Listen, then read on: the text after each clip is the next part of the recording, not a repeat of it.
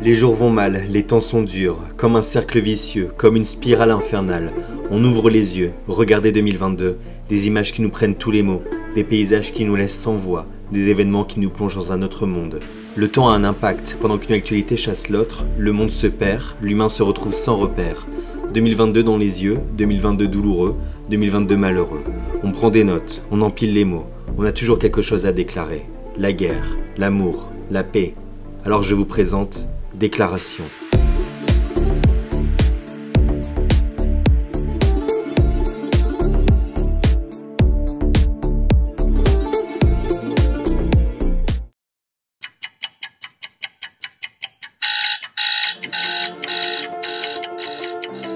Il y a des matins où les réveils sont rarement sans douleur, des matins pleins de chagrin où on a envie de courir, de partir, de fuguer, loin, très loin, où on sature d'informations, inondations, manifestations, vaccinations, mondialisation, trahison, pollution. Trop de formes et de réformes, des matins où le monde ne tourne pas très bien, où la planète va déjà si vite, ça court, ça parle, ça crie, des téléphones qui sonnent, des réunions en groupe, des retards. Sortons de tout ça et regardons le monde, racontons ce monde qui inquiète notre génération.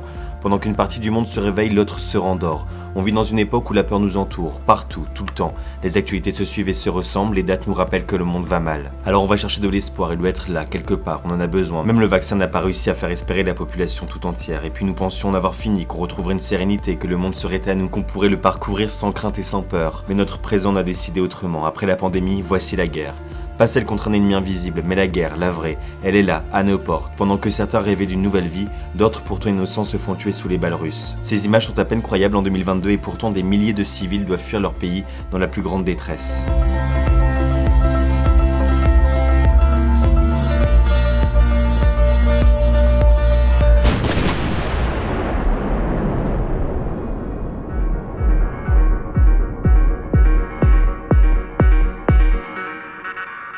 C'était la déclaration de la guerre, c'était le 24 février dernier, c'était le premier jour. Vladimir Poutine a lancé une attaque militaire massive sur tout le territoire ukrainien.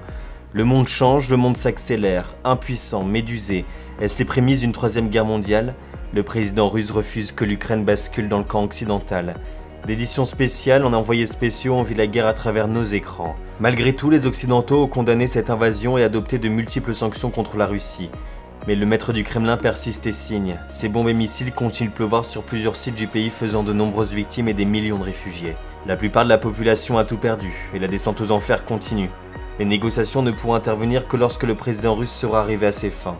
Son objectif? Occuper tout le pays, au minimum les plus grandes villes et les rivages de la mer Noire et de la mer d'Azov. Le Kremlin pourra alors installer un gouvernement fantoche et l'Ukraine sera au même titre que la Biélorussie, un satellite de la Russie. Mais dans le même temps, les Ukrainiens ne lâchent rien, n'abandonnent pas, se défendent face à la puissance russe.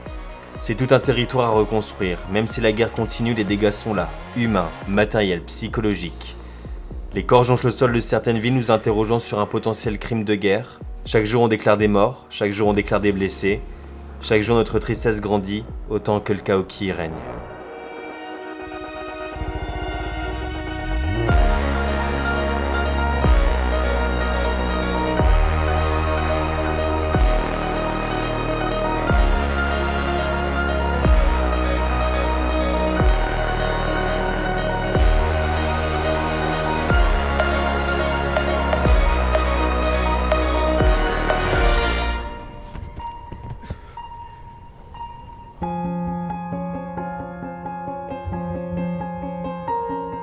Et la Terre dans tout ça? On déclare de plus en plus l'état de catastrophe naturelle, on regarde ailleurs, on fait semblant de ne pas voir mais la planète brûle. Nous sommes en train de détruire notre seule et unique maison. Le dernier rapport du GIEC est un terrible avertissement sur les conséquences de l'inaction humaine. La Terre se réchauffe, les esprits s'échauffent. Notre monde traverse de plus en plus de crises, politiques, climatiques, économiques. La planète se meurt, la planète vit le mal de l'humanité. Le décompte est lancé, nous avons 3 ans pour agir. Après, nous basculerons dans un autre monde.